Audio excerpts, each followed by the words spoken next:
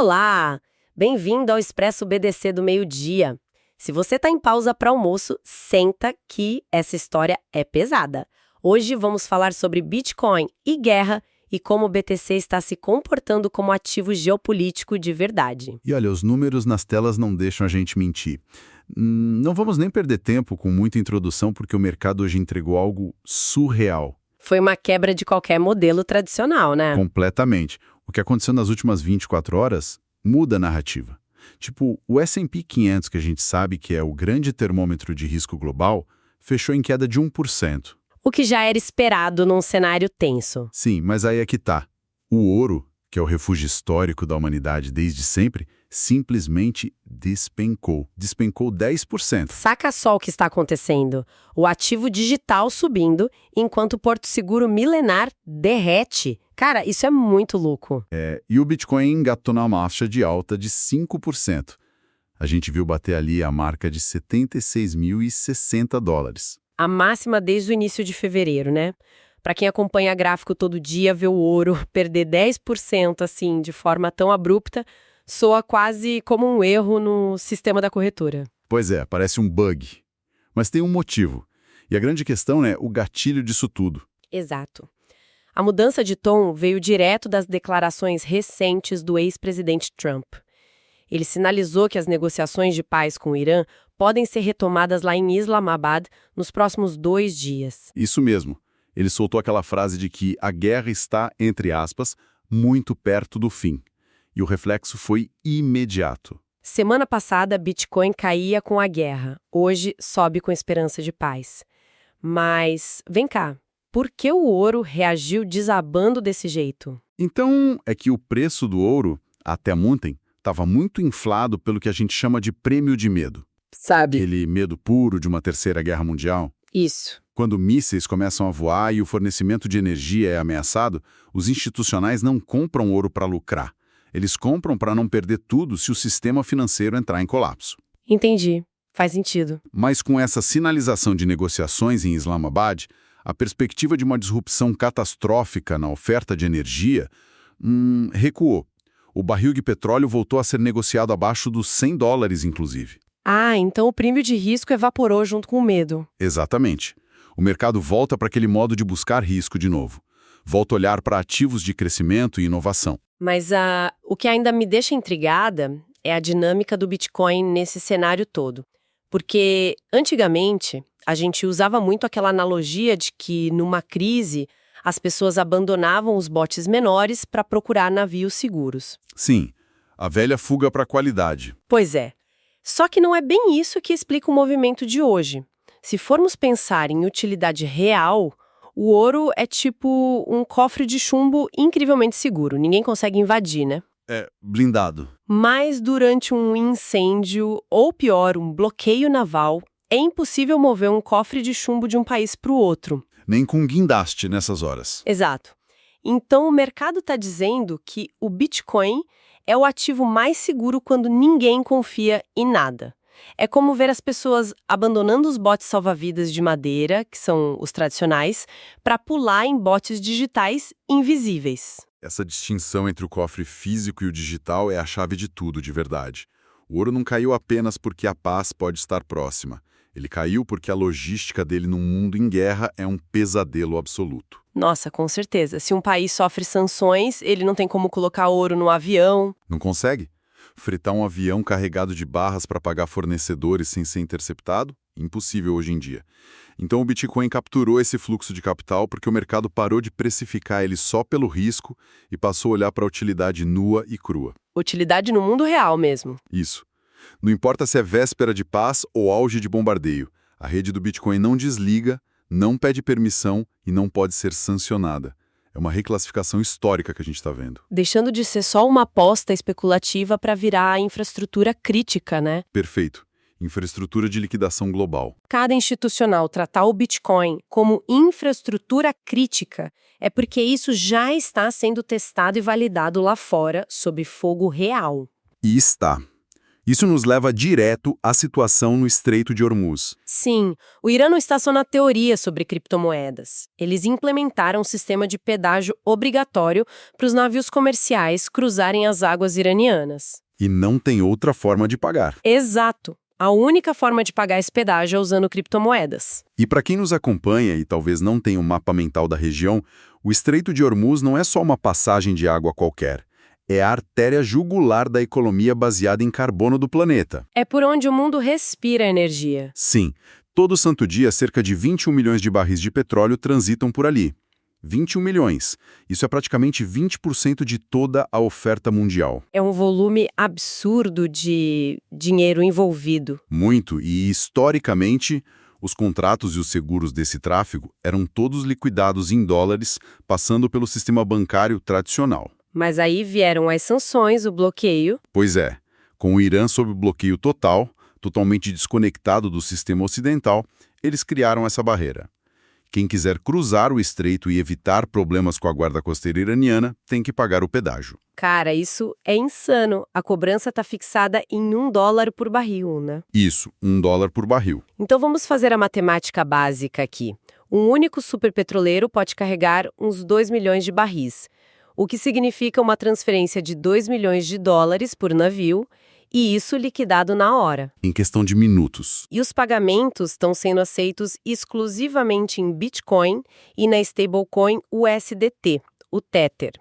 A gente viu os dados, através dessa manobra para contornar o sistema americano, a economia cripto-iraniana já inflou para a marca de 7,7 bilhões de dólares.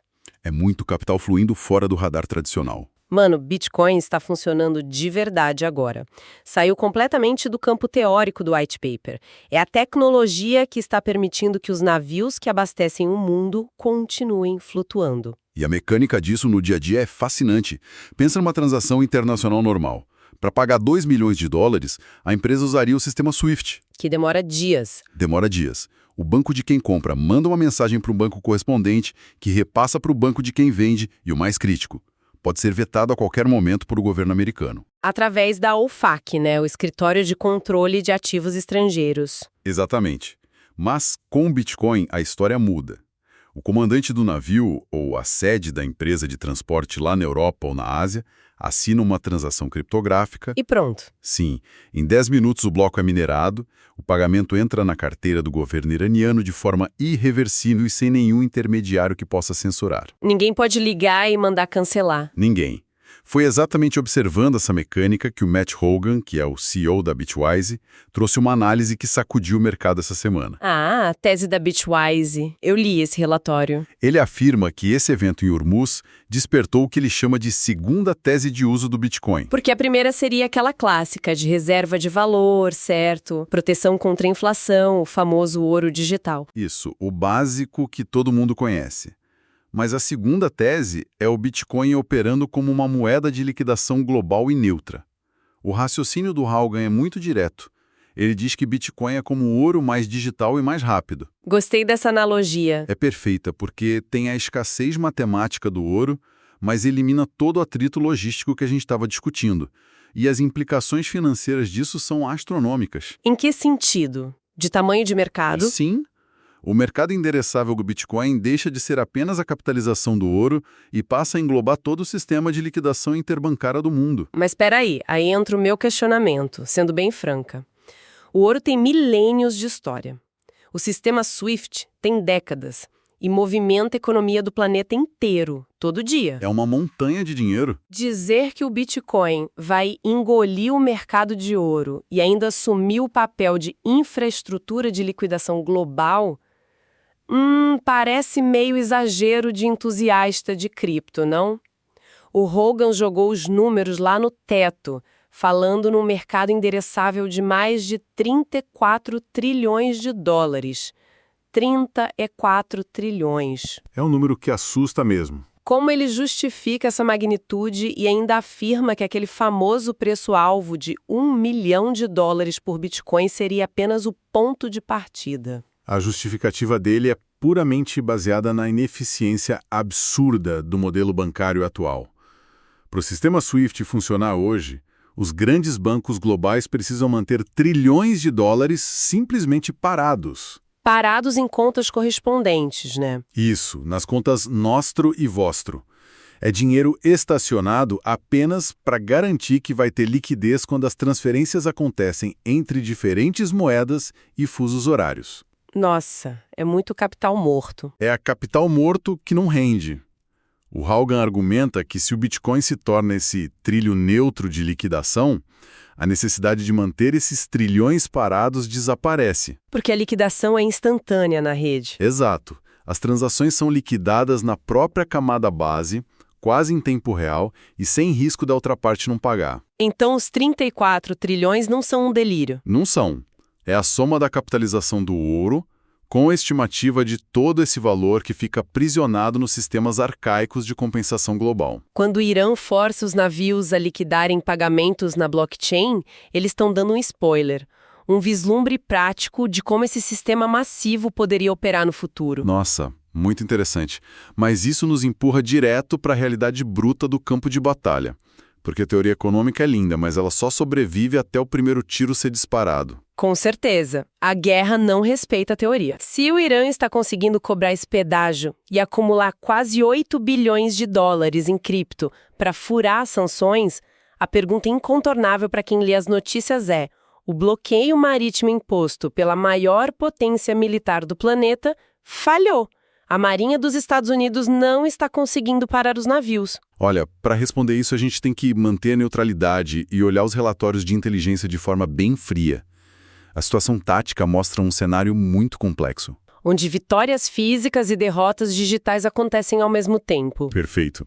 O CENTCOM, que é o Comando Central das Forças Armadas Americanas, mantém a posição firme de que o bloqueio naval tradicional paralisou completamente a economia convencional do Irã. E taticamente, eles estão interceptando navios mesmo? Estão. A frota americana tem interceptado fisicamente diversos petroleiros, cortando as vias de comércio normais. A estratégia da administração Trump tem sido usar essa asfixia para não deixar alternativa ao Irã. Forçar a ida deles para a mesa de negociações em Islamabad. Exatamente. E no aspecto das moedas fiduciárias do dólar e do transporte direto para nações aliadas ao Ocidente, o bloqueio funciona muito bem. Mas do outro lado do tabuleiro, o xadrez é totalmente assimétrico, né? Porque o Irã relata que navios de bandeiras específicas, tipo do Japão, da Grécia e da Tailândia, continuam cruzando o estreito. Sim, eles continuam passando. E a mecânica da evasão é o que chama a atenção da gente. Uma força militar tenta trancar a porta física usando contratorpedeiros imensos. Enquanto isso, a outra utiliza a rede descentralizada para cobrar e liberar passagens de forma super seletiva. É o botão verde e vermelho digital. Exato. Quando uma nação paga o pedágio em yuan chinês ou em Bitcoin, o Irã permite o trânsito seguro. O que fica claro é que o poderio militar consegue bloquear mercadorias, mas tem uma dificuldade imensa de bloquear a transferência da informação criptográfica que libera essa mercadoria. Estamos vendo o nascimento da guerra financeira híbrida ao vivo. A necessidade por energia de países terceiros, como esses que você citou do Japão e da Tailândia, acaba falando muito mais alto do que a adesão total ao bloqueio dos Estados Unidos. Eles precisam do petróleo para sobreviver, afinal. Exato. E o Bitcoin opera exatamente nas fissuras desse impasse. Ele não escolhe lados no conflito. O Bitcoin não sabe quem é americano ou iraniano. Ele apenas obedece à matemática. A transação foi validada pela rede. Sim. Então, o pagamento está feito. Da base da internet, que é onde a verdadeira liquidação financeira está acontecendo agora. Cara, é uma mudança de paradigma.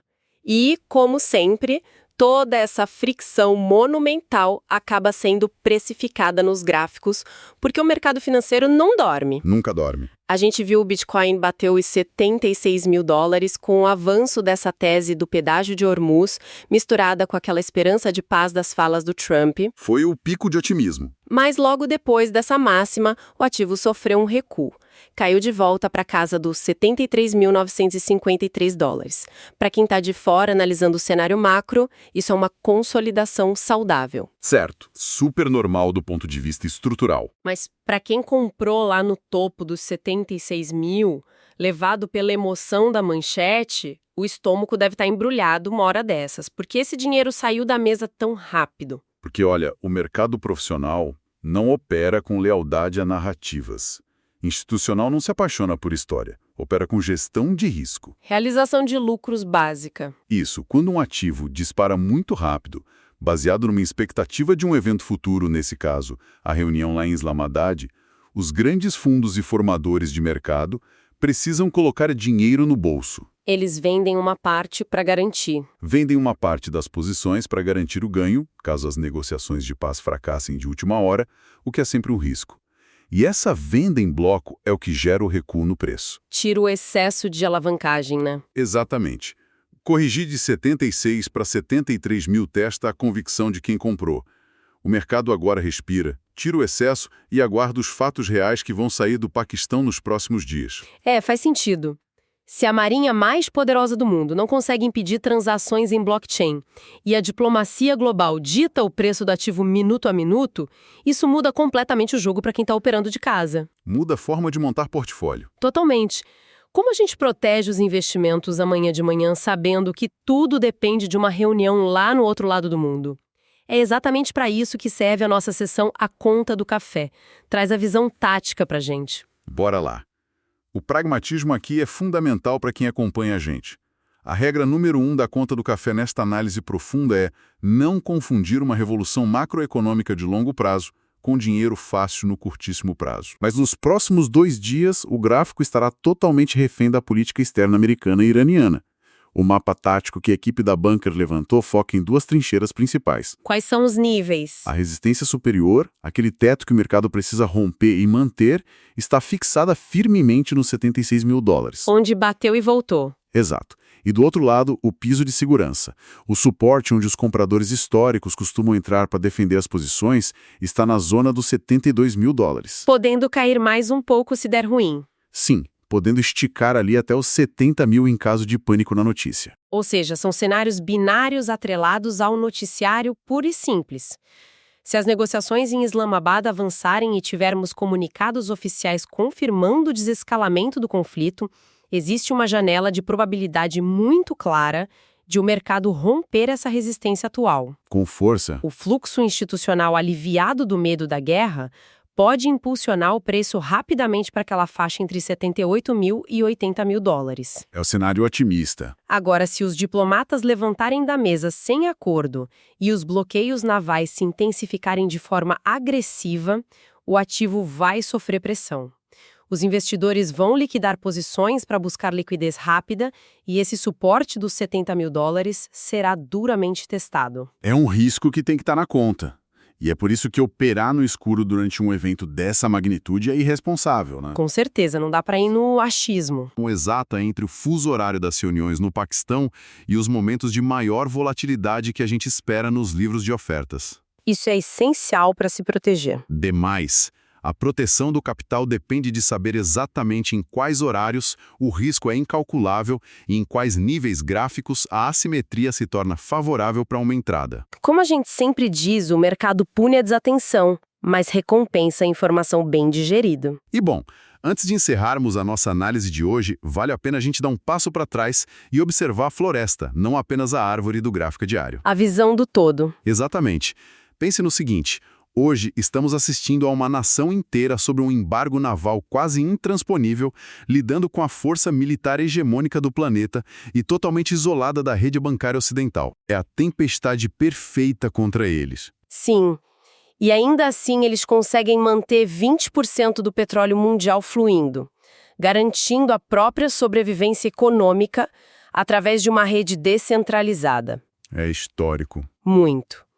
A provocação que fica para quem está ouvindo a gente é: se o barco invisível suporta até a tempestade perfeita do bloqueio militar, o que vai impedir que outras nações, mesmo durante a paz absoluta, comecem a abandonar o sistema tradicional bancário, que é lento e caro, para usar essas mesmas rotas digitais no comércio marítimo do dia a dia? Uma excelente pergunta. Quando o mar acalmar, será que o mundo volta para o bote de madeira tradicional? Ou a migração para a nova tecnologia se torna um caminho sem volta? Fica o pensamento. Bitcoin está funcionando como moeda real, não apenas especulação. Um excelente resto de dia e até amanhã no seu Expresso BDC.